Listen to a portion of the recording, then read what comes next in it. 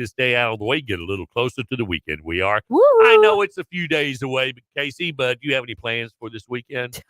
No. No. Are you going to vegetate after a weekend's long Yeah, I chore was so list? busy this weekend. Hopefully next weekend will be a bunch of nothing. Absolutely nothing. Yeah, that's goals right there. Okay. That's All goals. right, good for you. It is 65 right now. We're going to shoot for 83. Okay, so I have the most annoying things that people without kids do. Ooh, you're touching a hot spot there. I know, it's fine. I feel it and I agree. Okay, whether you have kids or you don't have kids, by choice or by circumstance, shapes your life in countless ways. Yes, it does. It does. One path isn't necessarily better than the other. Most I times. don't know. But differences between the two can create friction at times. And this is true. Parents were asked what non-parents do that frustrates them the most. Okay. Here they go.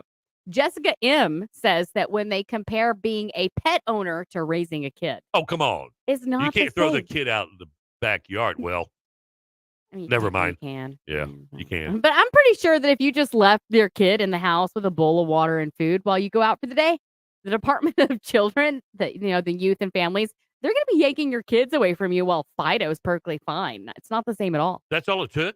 That's all it would take? Yeah, that's it. I mean, I had my kids in the house all the way up to they were 18. All I had to do is just leave them there with a bowl of water and food. Yeah. And somebody would come take them away. Boom.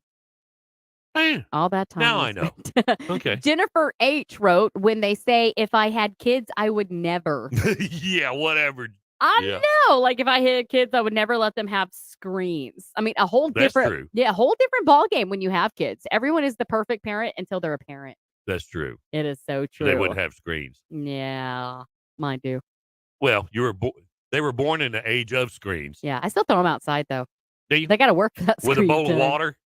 Oh, no, don't tell. Oh. Because they're going to come to my house. Okay. All right, but Nita F. said that they tell you to just bring your kids with you to an event or an outing. Yeah, whatever. I know. Until you do. Oh my gosh, Yeah. they're never going to invite you again. I mean, that may seem easy, but there are so many factors as to why it isn't. You know. Yeah. You don't bring you don't bring your kids to an outing. No, there's so much you have to pay attention to. It's not going to work. No. Mm-mm. Laura M. wrote, when they say, my kid will never eat nuggets and mac and cheese, they're going to have a well-developed palate. Whatever. Yeah. Well, not all parents have time for developing or preparing restaurant quality meals. Also, let's just let kids be kids. Yeah. The one way to shut them up is throw nuggets at them. Yeah. Mm-hmm. Also, your prices nowadays, you ain't going healthy. No. Lisa G says, when they question how you're feeding your baby. Ooh. Yeah, like suggesting to an exclusively breastfeeding mom who's reluctant to leave her child for the night, why don't you just leave them formula? Why don't you go have your own kid? Yeah. And then you answer your own question. Then get back to me. Yeah. Yeah. KF adds that when they expect your undivided attention. With kids? Yeah. With kids.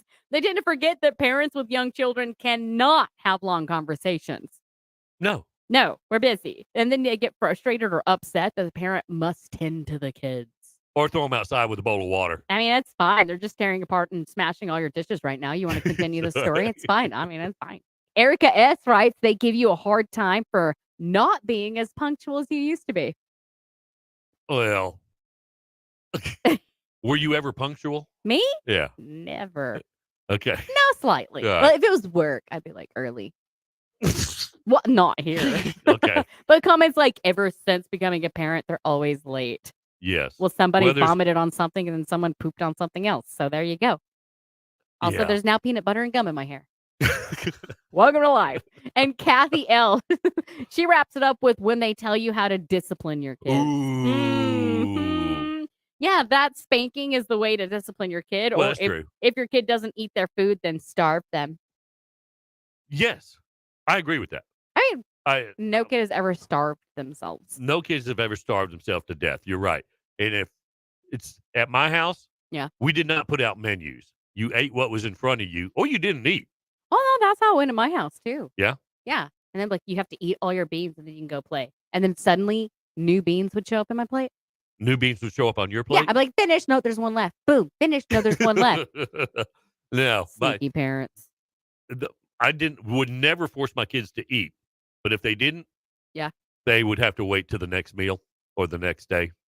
Yeah. If it was dinner, they would have to wait till breakfast. Ours get the leftover inside the refrigerator, and if they want to eat it, there it is. They don't get to eat something else. You can't go ramen noodle it or pizza. You have to eat what I cooked. Your plate's in the fridge when you're ready. What if you suck at cooking? I do suck at cooking. And you force them to eat your horrible cooking? They're learning some really well lessons right now.